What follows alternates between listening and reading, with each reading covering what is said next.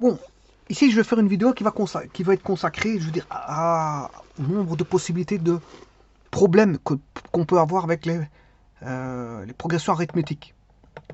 Donc les progressions arithmétiques. Bon, je vous rappelle qu'une progression, c'est une suite arithmétique limitée, hein. Elle est limitée, bon, on s'arrête à un certain nombre de valeurs. Voilà, donc ça progresse, je veux dire, à partir d'un rang jusqu'à un certain rang, ou voilà, ou du début jusqu'à un certain rang. Voilà, ça peut commencer au début, c'est pas forcément. C'est ça une progression arithmétique, c'est une partie, si vous voulez, de suite arithmétique. Alors, ici, le but de la manœuvre, c'est de voir on peut, euh, combien de problèmes on peut tirer des progressions arithmétiques. Alors pour ça, je vais mettre les formules qu'on peut rencontrer. Alors, les formules que l'on a, euh, en fait, c'est un petit peu un résumé et de trouver ce que l'on peut rechercher. C'est juste ça. Un résumé des formules des progressions arithmétiques. Alors, on peut avoir UK est égal à U1 plus K-1 fois R, qui peut se généraliser. Hein. UN est égal à U1 plus N-1 fois R. On peut avoir UP par rapport à UQ. Ben là, il faut additionner la raison plus P temps plus grand que Q. Je vous rappelle, P temps plus grand que Q, P moins Q fois R avec P plus grand que Q. On peut avoir, si on a un terme consécutif U1, U2 jusqu'à UN, eh bien on peut avoir la formule suivante, U1, UI plus 1 plus UN moins I. Voilà, donc on a des termes, on a I termes équidistants de N-I jusque 1. Et on a I termes équidistants de I, de UI plus 1 jusque UI, U1, on a I termes. De UN-I jusque UN, on a I termes. Donc, on a, si vous voulez, une équidistance des extrêmes. Et ça vaudra toujours, quels que soient les termes que l'on prend qui sont équidistants des extrêmes, on aura toujours U1 plus UN. Toujours.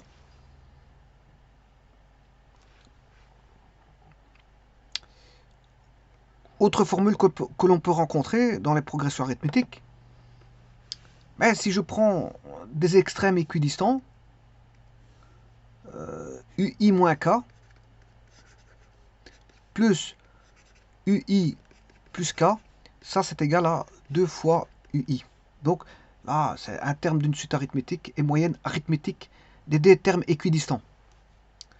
Et ensuite, il y a la fameuse somme des progressions arithmétiques qui est donnée par U1 plus UN sur 2 fois N. Donc, ce qui veut dire que là, il faut tirer quelles sont les variables que l'on a.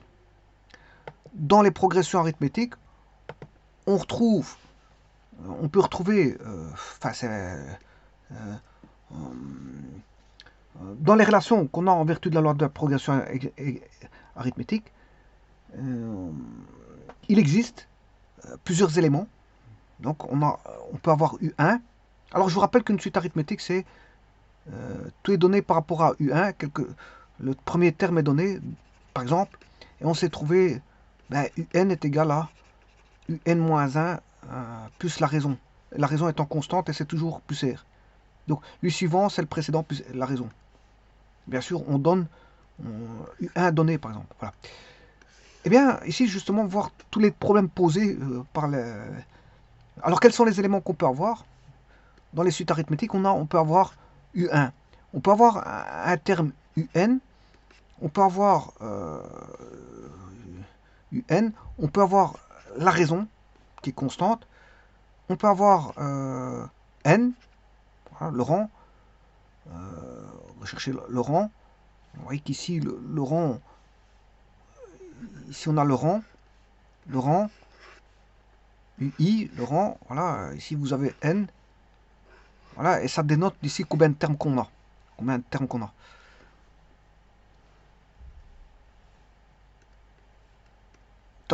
voilà, donc on a n et on peut avoir la somme.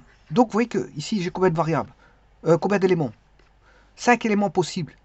On peut avoir 5 éléments possibles et les retourner pour avoir toutes les équations possibles. Et c'est ce que je ferai dans une vidéo, c'est de chercher toutes les équations possibles. Toutes les équations possibles par rapport à ces données. Mais le problème, ici, donc, dans toutes les relations ici, en vertu de la progression, de la loi de la progression arithmétique, il existe entre ces 5 éléments qui peuvent être exprimés par des équations. Alors, comment on peut résoudre ça, ces équations? Je dois avoir 3 données et 2 inconnus. 3 données et 2 inconnus.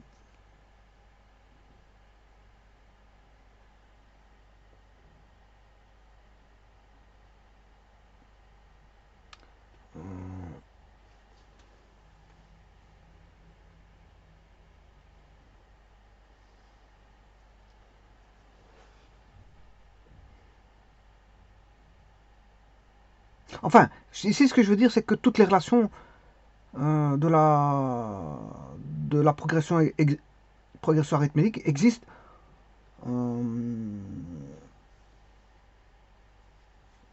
entre ces 5 éléments-là que vous voyez, sont exprimés par 2 équations. 2 équations. Et en effet, s'il existait une troisième équation entre ces éléments distincts,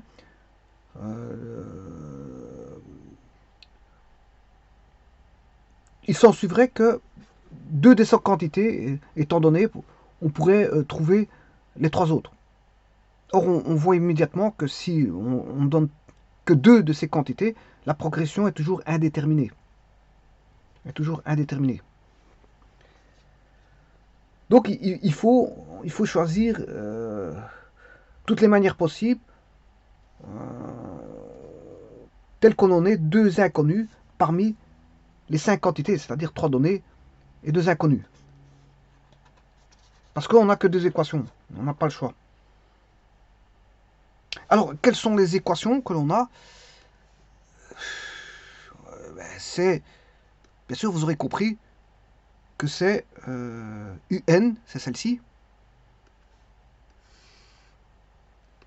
égale n-1 fois R. La voici, la première, et la seconde, ce sera la somme.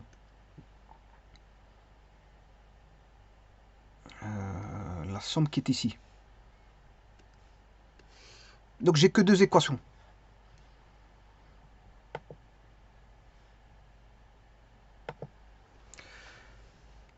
Donc, je vais les noter. UN est égal à U1 plus N-1 fois R.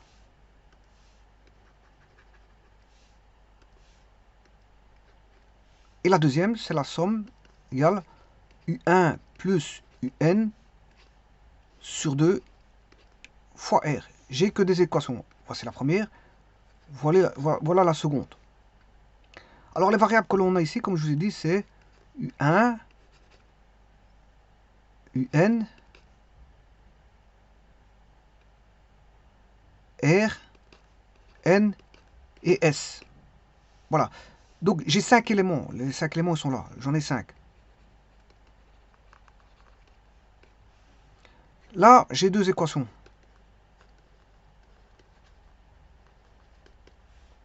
Voilà, j'ai 2 équations. Et donc, n'ayant que 2 équations,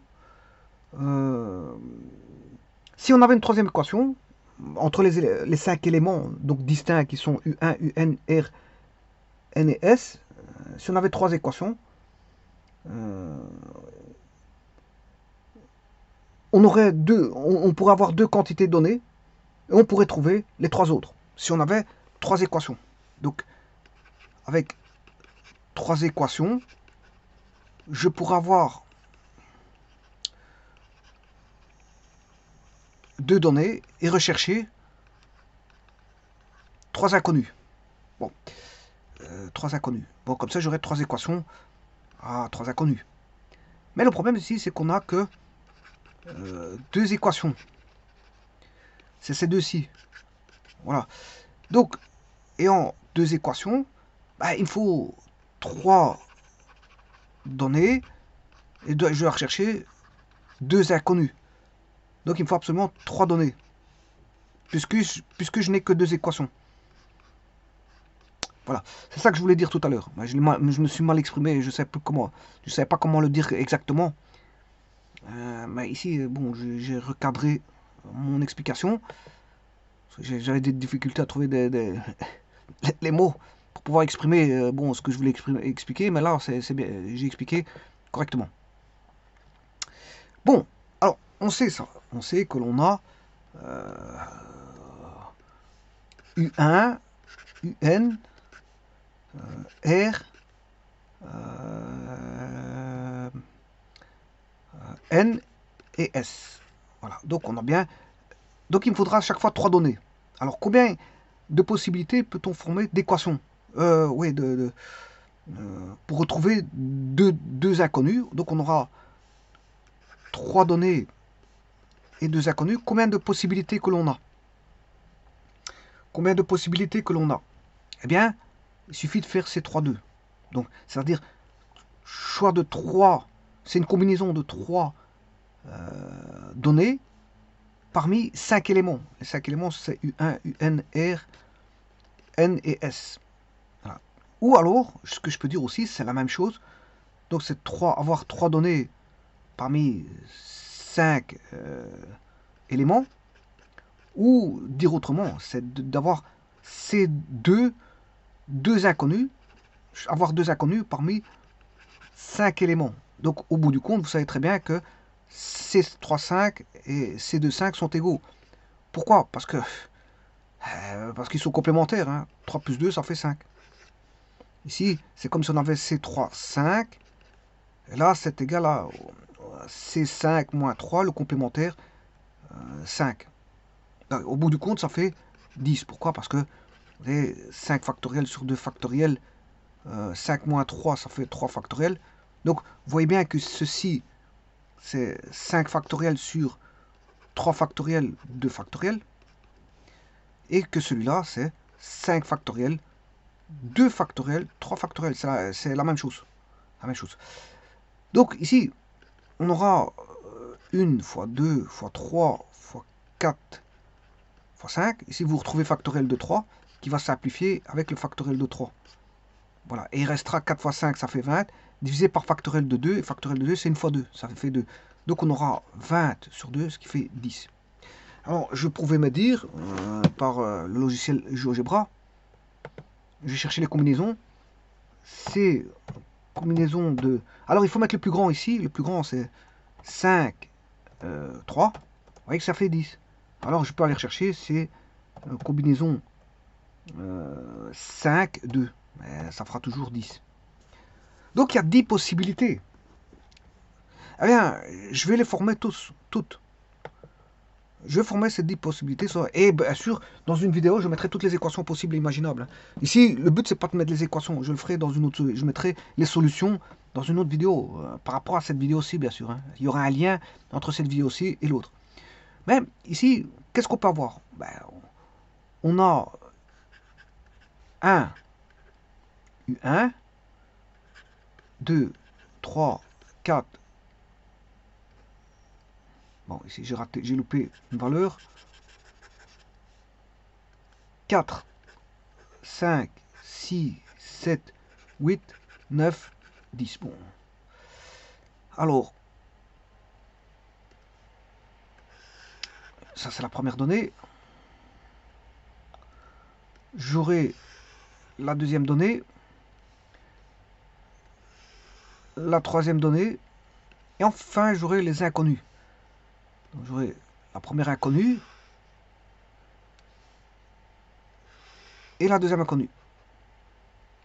Alors, je peux avoir U1,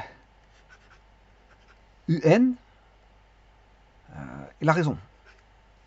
Donc ce qui veut dire qu'en inconnu, bah, on peut rechercher N et S, la somme.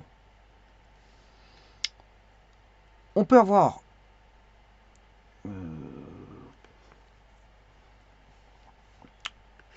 U1, UN, N, et là, à ce moment-là, on aura R et la somme. Troisièmement, on peut voir U1, UN, et on peut voir la somme.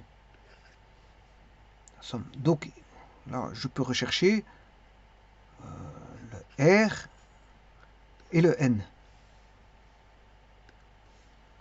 Le quatrième, on peut avoir U1, la raison et N. Donc on aura UN et la somme. Cinquième, on peut avoir U1, 1, 2, 3, 4, 5. Qu'est-ce qu'on peut avoir? U1 RS, U1 RS, UN et N. 6, on peut avoir U1 NS, U1 NS, et là on va avoir N et U1 N et R.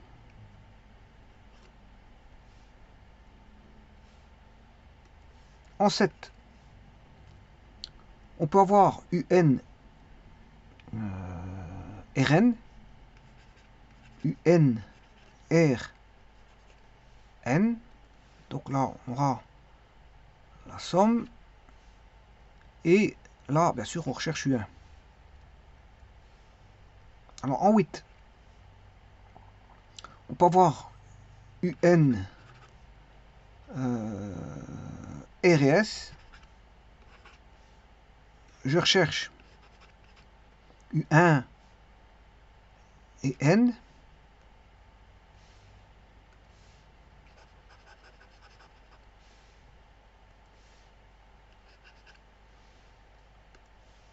Neuf, UN, N et S. UN, N et S. On recherche U1 et la raison. Bien sûr, je ferai toutes les formules. Hein. Bon, à partir de ce tableau que je viendrai rechercher, voilà, je ferai toutes les formules pour retrouver tout ça, connaissant. Voilà. Alors, maintenant, le dernier, qu'est-ce qui manque? Ben, c'est, si je donne la raison N et S, je cherche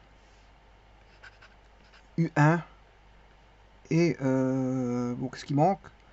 Et je l'ai UN, U1 et UN. Voilà, et sur base de ça, ben, je chercherai toutes les solutions. Comment chercher N, etc. etc. Bon, ça sera un petit long travail parce qu'à chaque fois, on voudra faire... Il y a 20 formules à faire, hein, puisqu'il y a 10 inconnus ici. Là, on a 10 inconnus. Et là, on a 10 inconnus, ce qui fait 20 équations. Hein. Voilà, on aura 20 équations. 10 plus 10, ça fait 20 équations. Parce qu'il faudra rechercher S, que vaut S, que vaut N, que vaut R, que vaut S, que vaut R, que vaut N, que vaut UN, et tralali tralala.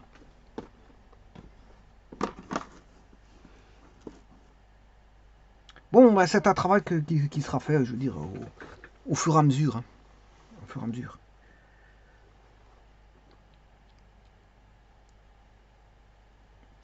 De toute façon, je ferai peut-être en 2 étapes, parce que ça va être peut-être long. Ou voire 3-4 étapes. Hein. Je ferai peut-être 3-4 vidéos pour compléter le tout. En 3-4 vidéos. Je suis peut-être de 10 minutes. Des vidéos de 10-20 minutes. Pour compléter tout ça. Je vous remercie.